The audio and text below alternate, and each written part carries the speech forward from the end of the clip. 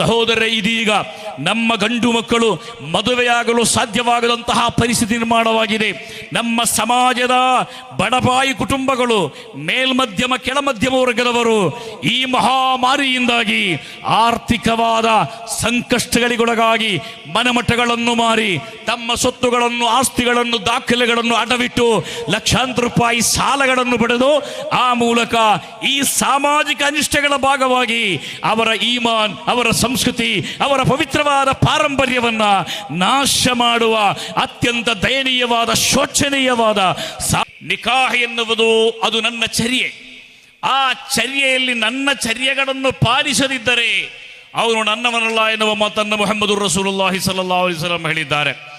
ವಿಶೇಷವಾಗಿ ನಮ್ಮ ನೆರೆಯ ರಾಜ್ಯಗಳಿಂದ ಅನಿಸ್ಲಾಮಿಕವಾದ ಆಚಾರಗಳನ್ನು, ಅನುಷ್ಠಾನಗಳನ್ನು ಎರವಲು ಪಡೆದುಕೊಂಡು ಹಲವಾರು ಮೊಹಲ್ಲಾಗಳಲ್ಲಿ ಧಾರ್ಮಿಕವಾದ ಹಿನ್ನೆಲೆಯುಳ್ಳ ಕುಟುಂಬಗಳಲ್ಲೂ ಕೂಡ ಈ ಕೆಟ್ಟ ಕೆಲಸಗಳನ್ನು ಕಾಣುವಾಗ, ಪ್ರೀತಿಯ ಸಹೋದರರೇ, SYSನ ಕೇವಲ 1 ತಿಂಗಳ ಅಭಿಯಾನದಿಂದ ಮಾತ್ರ ಇದನ್ನು ಸಂಪೂರ್ಣವಾಗಿ ನಿಲ್ಲಿಸಲು ಸಾಧ್ಯ ಅಂತ ನಾವು ನಂಬುವುದಿಲ್ಲ.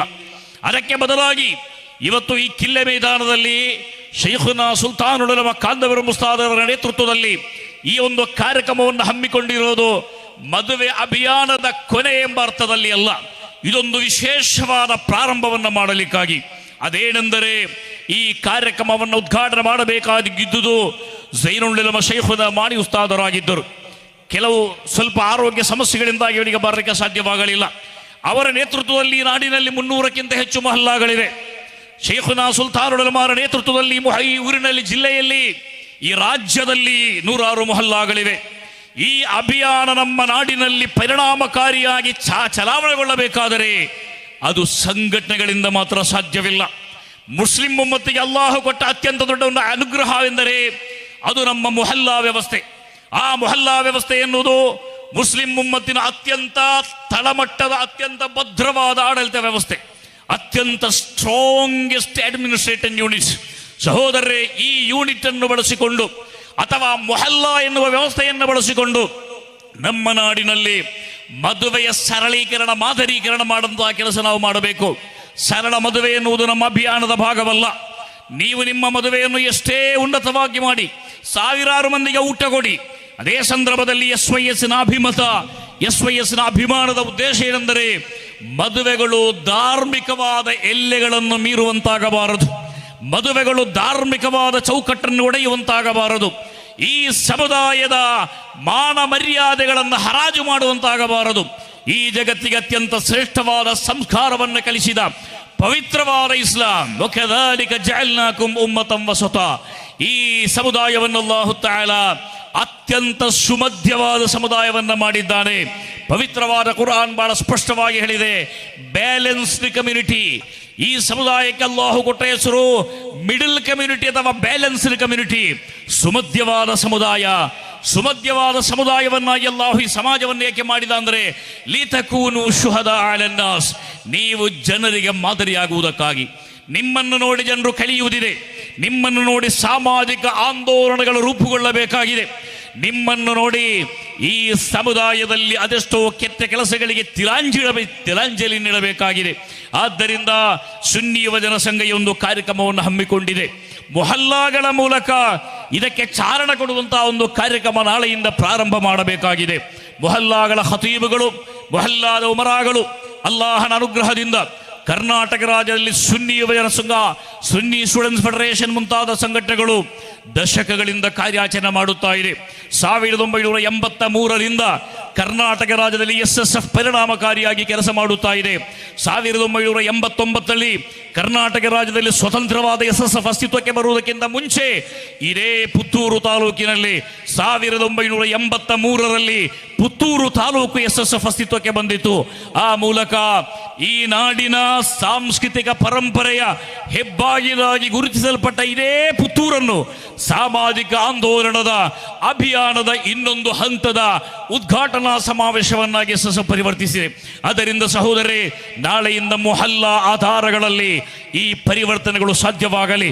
ನಮ್ಮ ಕಾಜಿಗಳು ಶೇಖುನಾ ಝೈನುಲ್ ಉಲಮಾ ಮಾಣಿ ಉಸ್ತಾದ್, ನಮ್ಮ ಕಾಜಿ ಸುಲ್ತಾನುಲ್ ಉಲಮಾ ಕಾಂದಬರು ಮುಸ್ತಾದ್, ಈ ಕಾಜಿಗಳ ನೇತೃತ್ವದಲ್ಲಿ ನಮ್ಗೆ ಗೊತ್ತಿದೆ ನಮ್ಮ ಉಮರಾಗಳಂದ್ರೆ ಯಾರು.